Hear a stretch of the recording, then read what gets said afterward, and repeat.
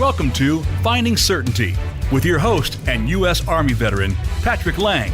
Over the next hour, you'll learn from Patrick and his expert guests how to attract more certainty into your business and your life. Now, here is your host, Patrick Laing. Welcome back, everybody, to Finding Certainty. We are honored today to have a very special guest, Mr. Gary Reeves. Has a long list of accolades to his career. I'm very much looking forward to speaking with him and talking about his background and his contributions. I know these type of interviews and experiences, Gary, are not always comfortable for you because you're not one to talk about yourself, and yet it's par for the course, of course, to introduce you and tell your story a little bit. But really appreciate you being with us. Thank you so much. Thank you. So we are blessed to have Gary with us because not only has he accomplished a significant amount in his career, but the thing that he is most proud of is the service and the social impact that he's been able to be a part of. And we're going to talk a little bit about that. In fact, the title of today's show is how love and kindness can impact our business and our lives. I think maybe we take that for granted, but it's a topic that definitely deserves attention. We're going to break that down a little bit, talk about some examples, and both from Gary's life. I'll share a couple of my own examples, but we're very excited to have you here, Gary. I always start out the show by sharing just a couple of reasons why I've selected this week's guest. And first and foremost, Gary was introduced to me by Frank Hellring, who was the host of Business Buzz.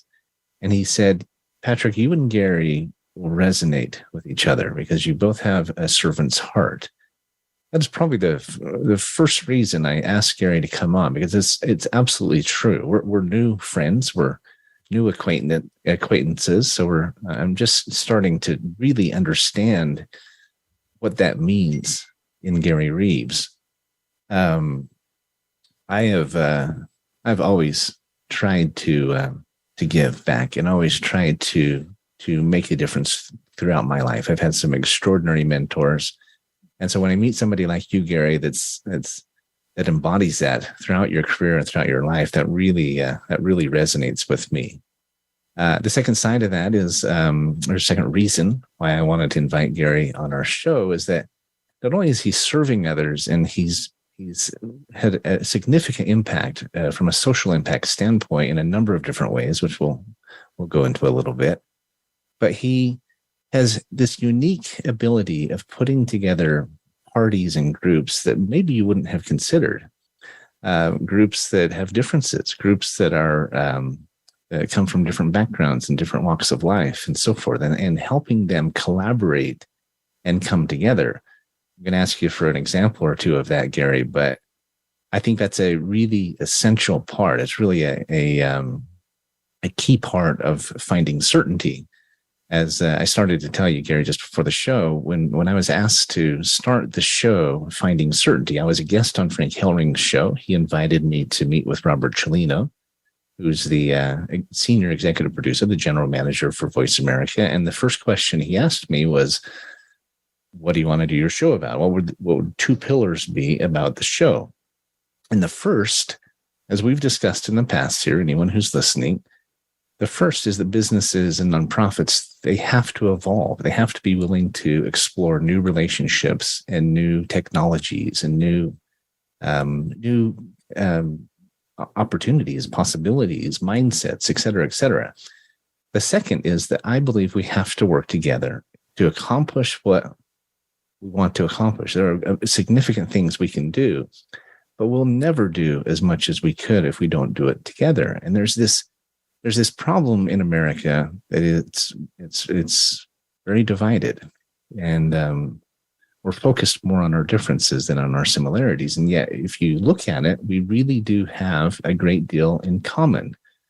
As you and I were discussing just briefly, Gary, that we may vote differently, we may We may come from different backgrounds, go to different churches, etc., but we have so much in common. We care about our kids' safety. We care about nonprofits succeeding. We care about business being strong, et cetera, et cetera. And so anyway, with that framework, that's the second reason I asked Gary to be on our show today, because he is a fantastic example of that, of bringing groups together. And we'll talk a little bit more about that today. So Gary, you've been a music icon. I mean, you helped find In Vogue, which is one of the most extraordinary female groups of all time. You've been in entertainment, working with everyone from Michael Jordan on his Michael Jordan's Playground video, from which is the number one selling video of all time on NBA Entertainment. You went from there and have worked with Magic Johnson, with the list goes on and on. Jamie Foxx, and you've worked with these celebrity performers and top names in the industry. And yet, if I know you, and anyone who knows you will say, those are not your top accomplishments in your mind. Right. The things you are most proud of are the ways in which you've given back and the ways you've helped others to do more. You have the Emmy award-winning TV series Give, which was on NBC originally, correct? And now it's on Oprah Winfrey Network. Yeah. And so, is that a safe statement that those are the types of experiences and contributions that you, if you're proud of anything, those are the things you're most proud of? Is that a safe statement? Yeah, as we were speaking kind of off camera earlier, a lot of those opportunities really showed up through my passion for people. And, I've always been just a curious kid, when I was young. I always kind of was one of those people that kind of investigated, kind of what's the origin of how this manifested, right? And so, from world leaders to social issues and concerns to kind of the beat that people move by in life, it's, I was just always, from a very young age, like 14 years old, just my pastime outside of loving basketball. And I did basketball, bowling, and baseball early in my life and in martial arts. But my real passion was just, I was just intrigued by like world leaders and then what was the silver lining between, what was biblical and what was practical, so, from, Ernest Hemingway to Henry Kissinger to JFK to Martin Luther King to Gandhi, Benjamin E. Mays, who spoke and taught King, and Jesse Jackson, who was at Morehouse, which a lot of people don't, I think he needs to be celebrated more. But just kind of, what's the silver lining between all these different leaders? And it still just landed on, being kind, being loving, and pushing that. How do we push that forward so more people can embrace it, right? To have a more just society, have, more equality and respectability for women leadership, and the inclusion of diversity, where like I'm just a big person around. It's not about color; it's about character, right? Right. Some people are not going to. I know there's people that don't agree with me because I'm African American around that statement. But how do you not agree? And I have, kind debates around, because the argument, for people that have, struggled, right, where we felt like, hey, the playing field wasn't equal. I say it wasn't equal, not be more on the surface, it may be race related, but the people that were making the decisions, it was really about character, right? Right. So if they were just, or if they believed in equality or acknowledging people's contribution based on body of work, to me, it's still a character call. Although their motivation might have been about race I mean, I recently, unfortunately, went and had a racial incident. I mean, I was fine, but in a coffee shop that I frequented for 15 years. And, I had everyone that stood up for me was non-African American. Right. And the guy I realized the guy was mental, and, he called out a race card, and I didn't know he was speaking to me. And then I realized he was speaking to me, and I didn't say anything, didn't respond. And everyone else in the coffee shop responded. And they asked me, was I okay? I said, yeah, I'm fine. I said, one, I realized the man has a mental issue. Two, I don't look at life that way. I feel sorry for him. Yeah. But I didn't take it any kind of way, him calling me what he called me, and my life goes on, but I didn't need to be reactionary. Right. Because one, I assessed he has an issue. Two, culturally, I call people like that culturally deprived, right? Where they just don't have life experiences to see the equality, the silver lining is, more about humanity than it is about race. Fairness is really about character than it is about measuring opportunities or having the inclusion because of color. I couldn't agree more. I was fortunate to grow up in a family that was diverse. We had my brother's adopted from Samoa, as I was telling you. My sister is adopted from Korea. Yeah. He's married to a gorgeous black man named David. And so our family picture looks like the United Nations. Right. Colors of Benetton. And I love that. It gave me a unique perspective. And I heard you on an interview recently where you talked about how if someone was raised in a different family, they'd have a completely different outlook. Right. I completely agree with that. Right.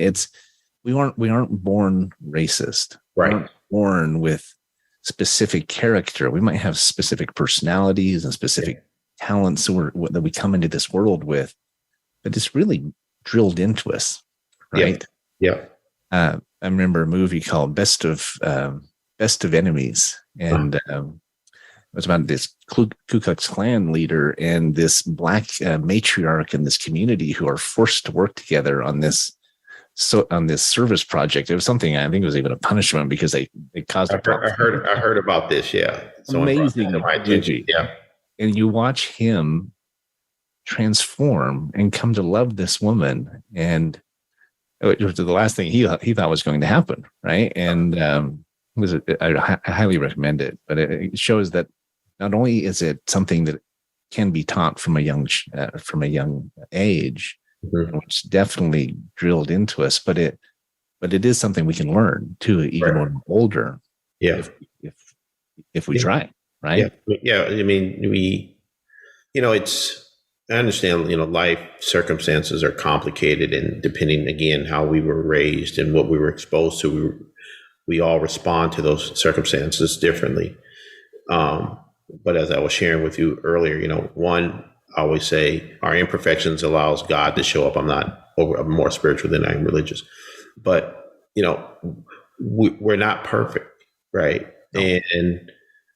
And we can learn from those lessons when our imperfections show up. Right. And so I think that's really our driver in life, is we all want to do better for the most part. But more importantly, on this racial divide is, as I was sharing with you, I always look at, the we in me, right? And I'm very comfortable with the we in me, which is when I encounter someone at that point, they're carrying a part of me.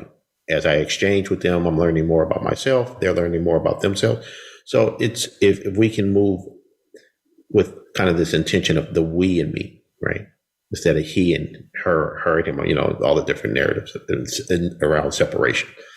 But if you look at history, if you look at where we are today, if people really look at who they are today, they're a collective, right? Of one, the origin and the uniqueness that they came into the world, but then now they're a sponge after that, right? And they have influences and influencers and mentors and mentees and things of that nature and experiences. And so then you don't even know the butterfly effect of how you become who you've become, right? So that's why I say if we practice the we and me, then there's more empathy, natural, just organic, natural empathy for people. And there's no strangers. Like I don't look at, like I'm not looking at strangers, but that's just how I'm dialed up. You know, I'm not, when I walk in a room, I'm not saying, oh, I'm the only African-American person in the room. I don't see the room that way. That's a reality, but I don't look at the room that way. Right. Basically. And I think that contributes to a lot of, you know, kind of unfortunately, the challenges that we're having today, or, you know, whether you're Republican or Democrat, I always say it's about the truth. I'm neither one. I'm about who is pushing forward the truth, period. That's how I feel. Exactly. I loved your comment. I heard where you said, I never walk into a room a stranger because everyone is me, right? We have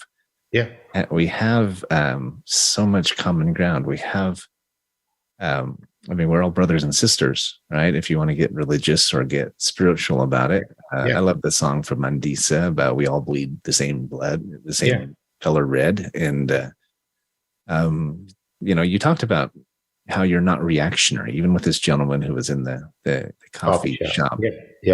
I heard once years ago as a child that there's this space between some sort of impulse and a response, right? Right. The longer that space is, usually the better the response. Right. Too often it's an immediate knee-jerk reaction, right? And yet if we'll pause and maybe even count to 1, 2, 3 before we say something, right, we're usually going to say something better. Right. Otherwise, more mature, right, inclusive. It's a really good principle to remember. Yeah. Well, and another point to that, which I won't go into, but I didn't have a personal experience. I was helping someone else with the experience. But if you really look at it,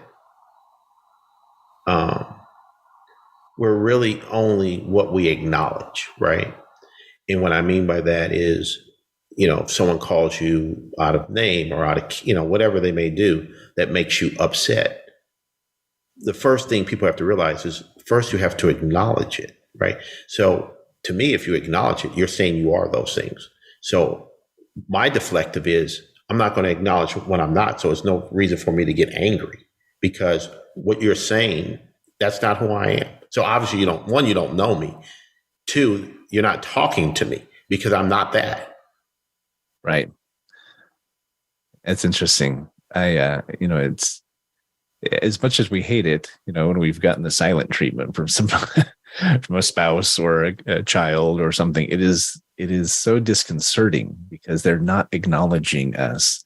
And right. it's a little bit of a parallel there where until we acknowledge it, right, until we accept what they're saying, until we confirm it, right, it really isn't true, right? It doesn't exist. Right.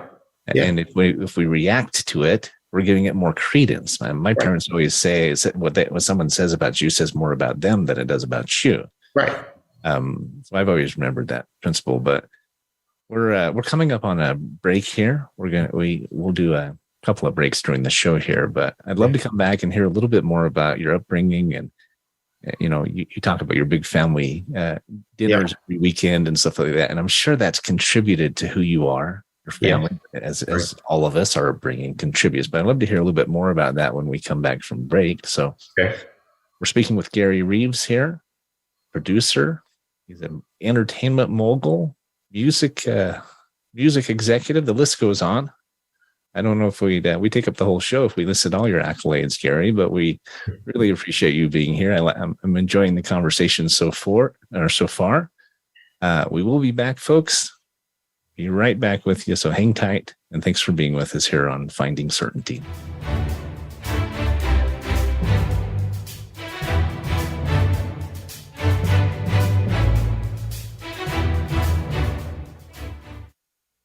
Certainty Management can help create more certainty in your life with our deep discount health insurance options, even for 1099s, part-time employees, volunteers, and more. Pay less to protect yourself, your loved ones, and your team. Call 888-684-3122 for a free quote today. That's 888-684-3122. Visit us on the web at CertaintyTeam.com. That's Certainty, TEAM, like Mary.com. If you're a nonprofit in need of funding, we can help. Certainty Management is a cost reduction firm that also helps churches, schools, sports teams, and other nonprofits raise unlimited zero-cost funding. Best of all, you don't have to sell anything or ask for donations. Call 888-684-3122 to learn more today. That's 888-684-3122. Visit us on the web at CertaintyTeam.com. That's Certainty, TEAM, like Mary.com. From the boardroom to you, Voice America Business Network.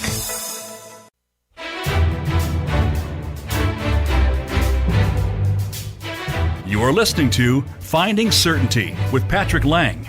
Have a question for Patrick or his guests?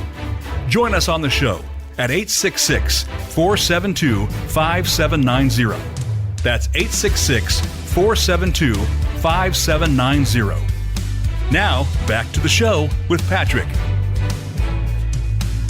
Thanks for listening, everybody. You're on Finding Certainty, and we're interviewing Gary Reeves, who has a long history of work in the music industry and television. He has a significant story, if you will, of social impact, the ways in which he's giving back, ways in which he's inspiring others to give back. And I know, Gary, that's really your soft spot, if you will, right? That's the part of your career which I know you're most proud of. Right.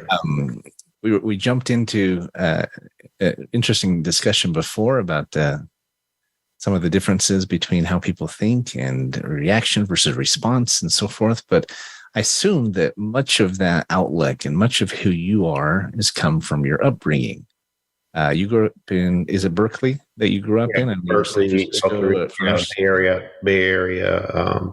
But, El Cerrito and Berkeley is probably a majority of my footprint of how I was raised. And you have a lot of family in the area, right? I know growing up, you said you'd get together for these big family dinners. And every Saturday for my entire childhood, actually, we used to get together at my great grandmother's house. So it was kind of like, 20 to 30 family members every Saturday. And I spent most of my weekends there with my grandparents, which were like 4 blocks from each other. My great grandparents and my grandparents were 4 blocks from each other. So, no, we had a very, closely knit family. And, actually, I always say that my grandmother, great grandmother, my mom were heavily influenced my life on reference to what they call soft skills, and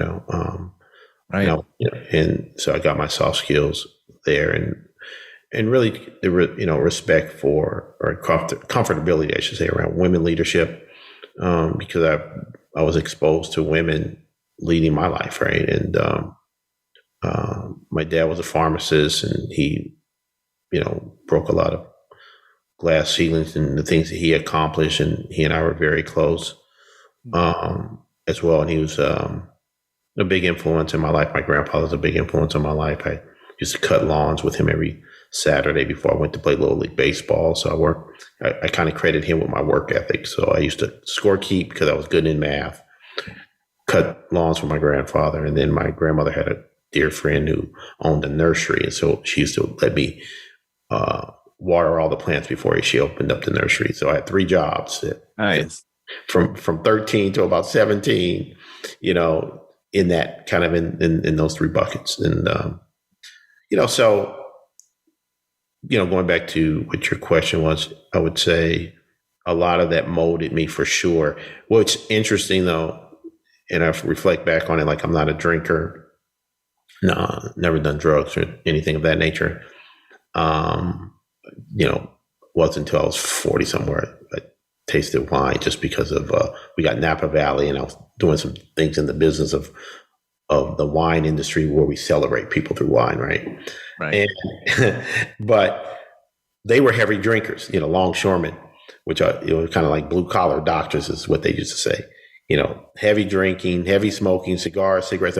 And I just never was intrigued by that, and I saw that every Saturday. Right.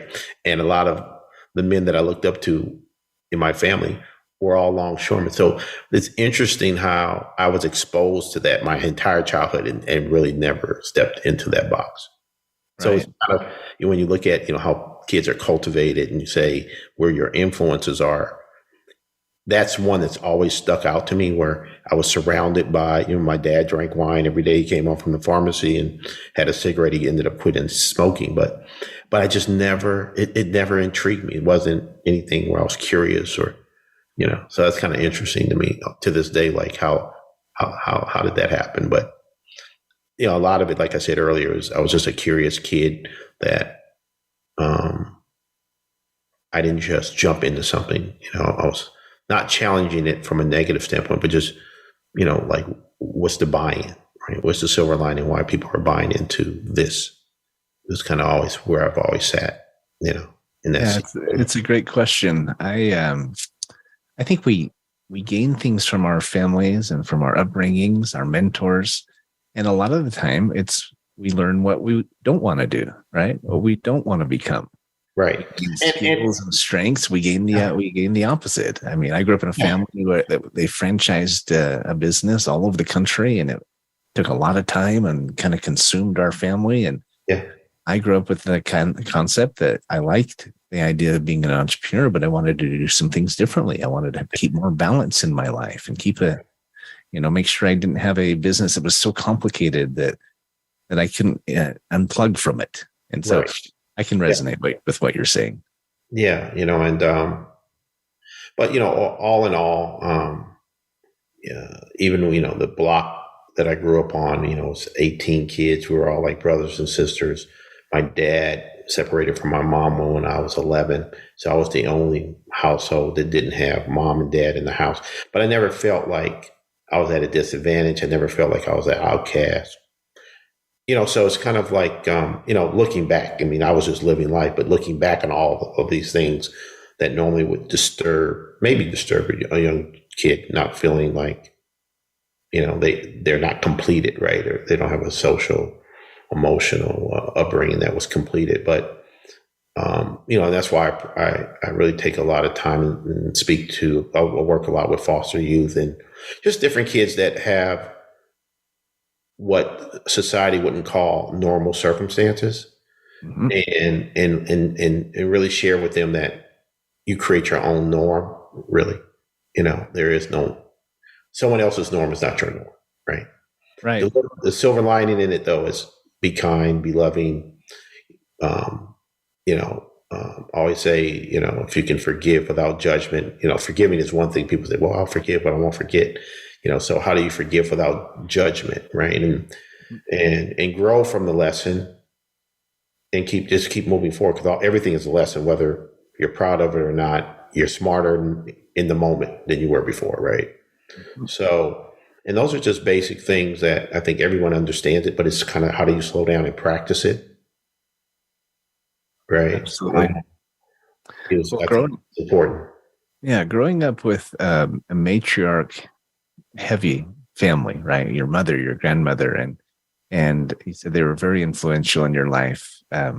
I think that's a huge advantage, actually, and I agree with you that children growing up, they need to understand that they can make their own future. They can make their own outcome. They're not, too often we fall into these victim patterns where we feel like it's someone else's job, or I'm confused, or and we run into this we create our own roadblocks, right? We make it harder than it has to, right? In my opinion.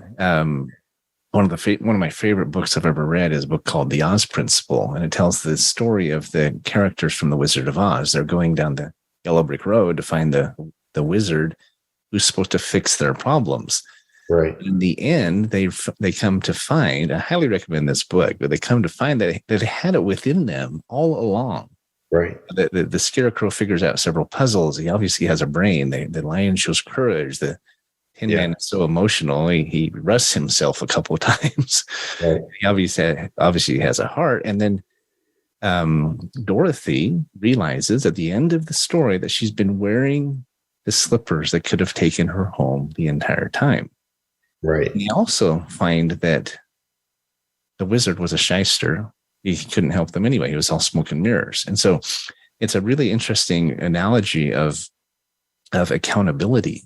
One of the most important questions they ask in the book is they say, keep asking, what else can I do? And when you ask for help, it doesn't mean you're being a victim. If anything, it's empowering to admit that you need help, to reach out and ask for someone to mentor you, to guide you. Right. Really, really interesting story. I've always appreciated it. In fact, I have a book that just came out this last week on Amazon, and I wrote a chapter in it about this topic, about accountability. Right.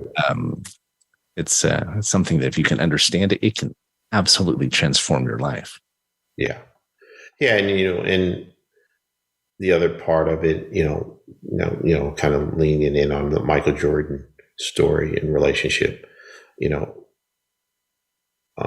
when I approached Michael, it wasn't about Michael Jordan, the great basketball player. It was the fact that he got cut in the 10th grade. Right. And at that time, nobody knew that story. And I felt that was an important story to tell. Because if he would have stopped playing based on this person that he respected, opinion of his ability, or just out of any kind of discouragement from the person that he respected, we wouldn't know Michael Jordan as we knew him today. And so it wasn't really about sports. It's about if you want to be a doctor, you want to be a lawyer, you want to own your own business, whatever it is you want to be, and you have someone of authority that you respect, say, well, I don't think that's right for you. I don't think you should do that. And then you just quit, right? And there's a lot of that because that's how we're dialed up, especially when we respect the person. So, I felt that was an important narrative to share because, we definitely want opinions and insights from people we respect. But at the end of the day, no one can measure your passion for it. Even with my own dad in reference to, I knew I wanted to be of service, but it wasn't sexy. It wasn't something like, okay, how are you going to take care of yourself? And I just had a level of faith that I will find that place where it'll all line up and I will be able to take care of my needs, not so much my wants, because that's another thing, right? Needs and wants. Right. And, and it morphed into, to where I am today, where I feel like I've lived a very rich life of experiences. And then where I've been able to bridge some of those experiences to inspire other people and uplift them and help them be celebrated as well. And that's where, like going back earlier, that's my passion is, I'm not afraid to celebrate other people, because at the end of the day, it all comes back and contributes to us because we're all elevated by someone else's greatness, right? We're more efficient now because of, the Facebooks of the world or the Amazons of the world. People are more efficient around the things that are their own dreams. But now, how many more entrepreneurs now can pursue being an entrepreneur because of Amazon? I mean, I don't even know what that number is. But, so you start looking at, celebrating other people's excellence. If it's done with the right intentions, it opens up doors for your own dreams to be realized or kind of manifest other, things that you're more, that you're proud of, or, you want to contribute. Right? Yeah. I couldn't agree more with what you're saying. The interesting thing is, I know with your career and by giving service, you talk about if you focus on serving others, you focus on giving back, everything else kind of takes care of itself. It comes back to you 1,000-fold. Right. We've experienced that with our business, Certainty Management, where we are a cost reduction firm who made the decision to use what we're good at to help nonprofits raise free funding. So we work with nonprofits and say, we can help you raise unlimited zero-cost funding. We charge them nothing for it. But when we made that pivot from profit to purpose, everything changed. We started opening up doors and windows. I mean, I've got Gary Reeves on my show today. It's like God or the universe or whoever you want to call it, whatever you want to call it, reached down and said, you're doing good. I'm going to give you a hand. And we've met extraordinary people. We've opened up these relationships we didn't even imagine. Our business has just exploded. And it all happened when we realized we could do more than make income. We can make a difference. Right. So if I may, I have a question for you. You talk about soft skills, and I know you grew up as an athlete, played 4 different sports, but grew up with some strong matriarchs in your family. How does a man today develop those soft skills while also being a producer, a breadwinner, a leader? You know, there's all these strong principles, these strong characters and concepts and mindsets that are driven into our brain. And a lot of men, especially even women, don't realize how important soft skills are. Mm-hmm. What are your thoughts on that? Well, it goes back, it's biblical and practical. Because at the end of the day, soft skills are, like I said, how do you see the we in me, right? How to, just being kind, being a listener, right? People skills, right? And then giving people credit where they deserve credit, and acknowledgments where they deserve acknowledgments. So that goes into the gender equalities in the workspace. I mean, just across the board, right? Your male counterpart or whoever that is excelling, and acknowledging that doesn't take anything away from you. That's their gift. But I would say listening and having seen the we in me. That's the key, I think, today, in reference to how we can really dial back, slow down, and look at how we treat others as how we feel about us. If we're not treating people well, we just need to self-evaluate, right? We need to say, like, what's the chip on our shoulder that I can't be kind to this person, or I can't listen to this person? And I think it helps if we have more conversations, right? And I think, right. You've been a blessing to allow me to be, on your show. And for years, I didn't really do any interviews or anything because I was behind other, more significant. I don't want to say more significant people, but more culturally celebrated personalities. And I was fine in that space, and people used to say, well, your story needs to be out there. It's not really my story. I get what people are saying, but at the end of the day, we just need to be kind. We need to make our contributions more to inspire others that, hey, it's okay to be this way, to be kind, to be loving. People are not perfect. That's another thing. We're a culture that pushes perfection, and none of us will be perfect. We can't. The beauty of life is correction, really. Yes, improvement. Yeah. We're up against another break here, but I love this conversation because it's so true to success in life, to satisfaction in life, to connection. When you can edify others, when you can try to be patient with each other. And remember, I'm not perfect. You're not perfect. No one's perfect. Right. And together, if we can take everyone with a grain of salt, seek to get to know each other, seek to communicate more, have more conversations, extraordinary things can happen. Yeah. And you really don't understand that, I think, until you make that effort and you start to experience it. Like that movie, Best of Enemies I talked about. We have this paradigm shift and this epiphany that if we have not experienced that, we should seek it in our lives because it can change everything. So anyway, we're going to go to break, but we're speaking with Gary Reeves, icon in the industry. And we'll be back here shortly, folks. Thanks for hanging out, and we'll continue the conversation.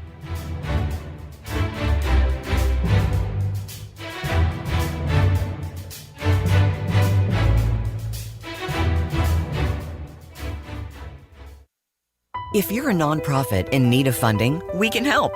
Certainty Management is a cost reduction firm that also helps churches, schools, sports teams, and other nonprofits raise unlimited zero-cost funding.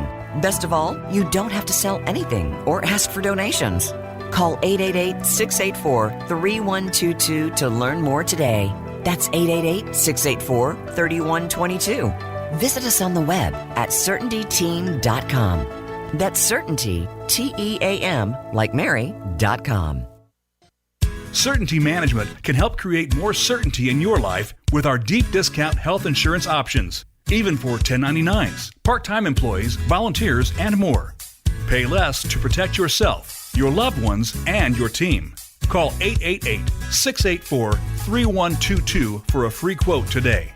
That's 888-684-3122. Visit us on the web at CertaintyTeam.com.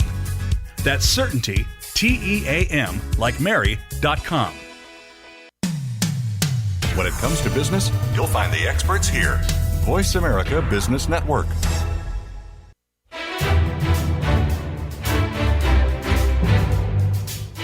You are listening to Finding Certainty with Patrick Laing. Have a question for Patrick or his guests? Join us on the show at 866-472-5790. That's 866-472-5790. Now, back to the show with Patrick. Thanks for coming back, everybody. We always appreciate it when you continue to listen. And we're having a great conversation with myself and Gary Reeves here. If you've been listening, we're talking about the power of kindness, of love, of conversations in business and in life. And, you know, Gary, I know you're a very humble person. You're not one to talk about your own accomplishments. And that's hard because every host wants to talk about the celebrities you've worked with and the experiences you've had. And it's really a pretty impressive lineup. But as you look back on your career, and maybe I could ask you, is there one person that you've worked with that had an impact on you? And maybe let's address maybe one person from history who has had an impact on you. I know you have some favorites, but do you mind sharing just your insights on those two individuals that have played a role in your life? Celebrity or just in general? In general, whoever comes to mind. I would say, just, obviously it's family. You know, my mother was probably my biggest cheerleader. I mean, actually my mother, my great grandmother, and my grandma were but let me credit my mom because, she just instilled not only the love in me, but also that anything was possible. She never an idea that I had or something I was going to pursue. She was always the person, you can do it. And there were challenges, being a point guard at my size at that time. I love basketball, but I also knew if you love something, it helps you push through. And so even when I talk to kids today, I always say, you socialize something, you like something, and you love it, right? All three are fine. Right. And the one that loves it is going to push through, right? So, and that's really applicable in most things, relationships, socialize with a person, like them, love them, and so those three kind of pointers I've always looked at and always tried to share with kids. All three are fine, but understand that when you love something, that's where the shine is going to happen. Right. I'd love to hear more about your mentors, but that actually brings to mind something. When we were in Virginia this last week, Frank Hellring, Ken York, Tony Singh, Mike Peluso, and our whole team was back there speaking at this CEO summit. And, we had this, and I talk a lot about how my favorite part of what we're doing now is the zero cost fundraising.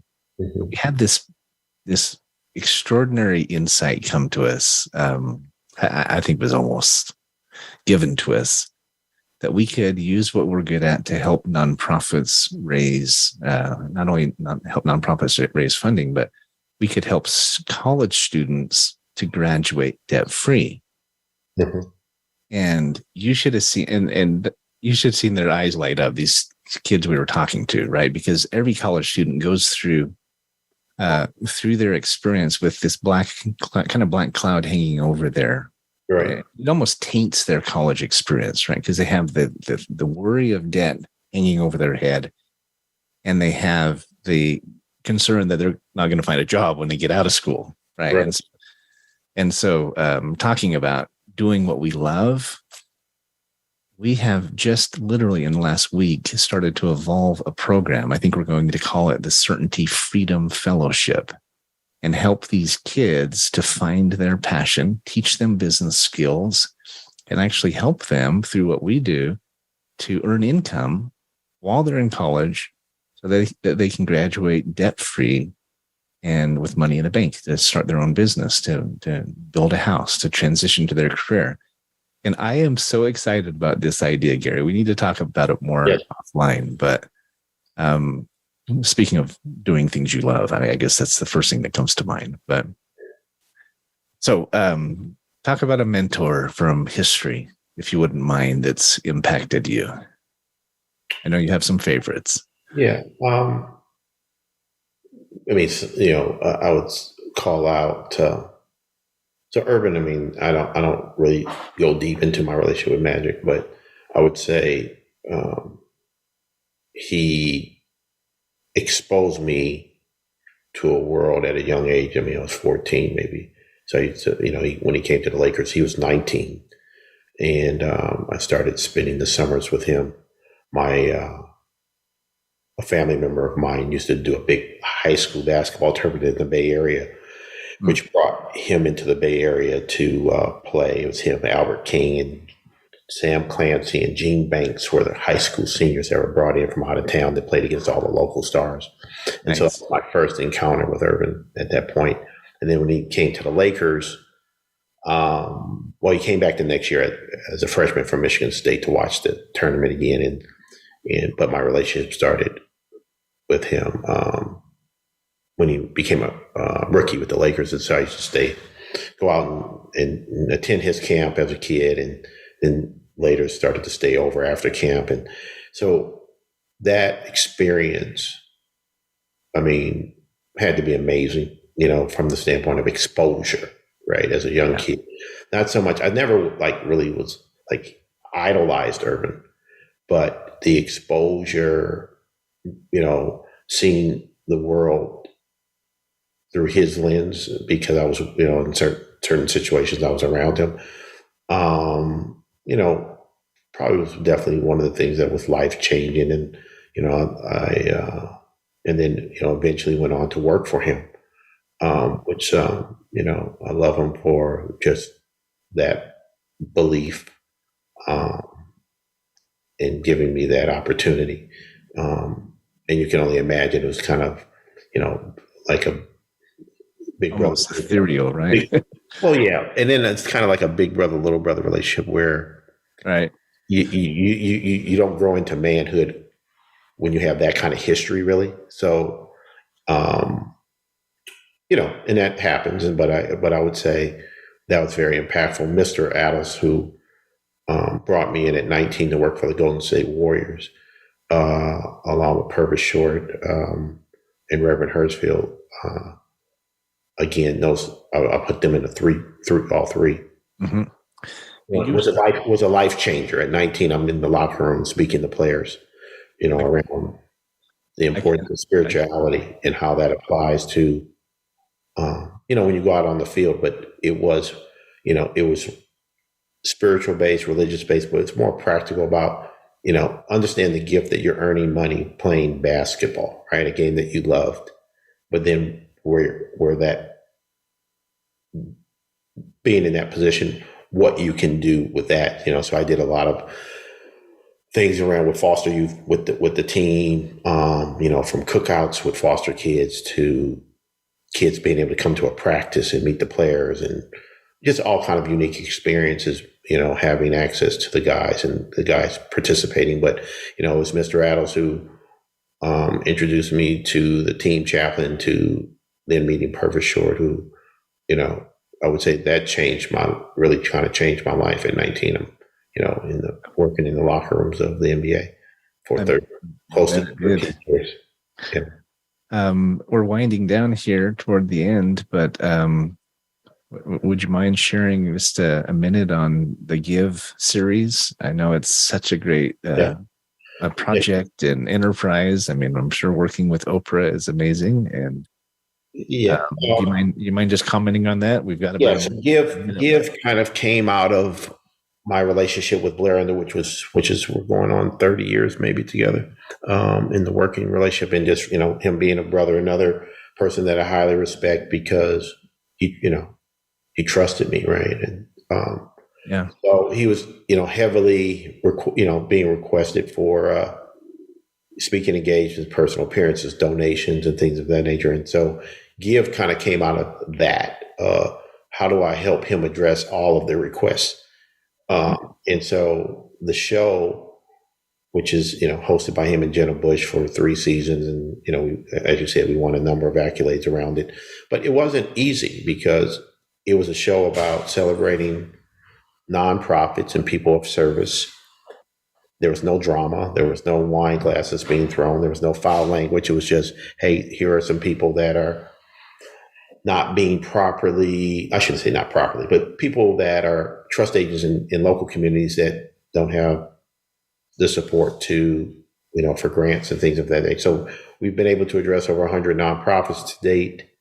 And Blair, is the face of that. And we're continuing to build out. And like I said, because of the category, it's not easy. We started on NBC. We were fortunate to move over to OWN.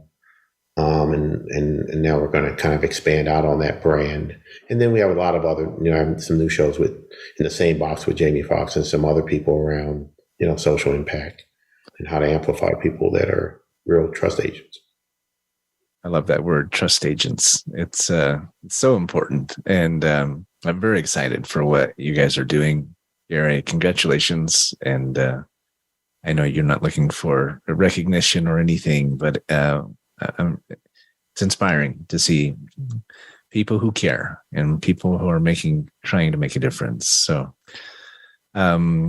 if someone wanted to reach out and support you in any of your endeavors, is there a website or something we'd send them to? Or we have the Give to Change Foundation website, which really shows you the body of work that we've done. That would probably be a good start. And then, email. I don't know if I want to put my email. Yeah, you don't have to do that. Yeah. But yeah, that would be a great starter, and whatever support people want to give is definitely welcomed. Fantastic. Well, I look forward to lots more conversations with you, my friend. Thanks for being on today. Our show is all about finding certainty. And in my opinion, you've spent a lifetime helping create more certainty in others' lives. And that is a tribute to you, my friend. So thanks for being here. Well, thank you for having me. And hopefully we've inspired some people to jump into action, right? I hope we have. Don't sit and wait, guys. Keep asking, what else can I do? You'll be amazed at what a difference you can make, even in your own small way. Small ways become medium-sized waves. They become even bigger ways. It's we're experiencing it, and it's almost overwhelming seeing how the multiplier effect happens. So thanks again, Gary. Next week, come visit us with our guest is Mr. Ken York. He's the CEO of a company called Life Exec, who's providing benefits to small businesses and the 50 million Americans who are uninsured or underinsured. They cannot afford the coverage that's available to them. Ken and his company have a solution. So if you have any questions, text the word certainty to 26786. We'll let you go, but I hope to see you next week. Thanks again, Gary. And thank you, everyone, for listening. We'll talk to you later. Thank you.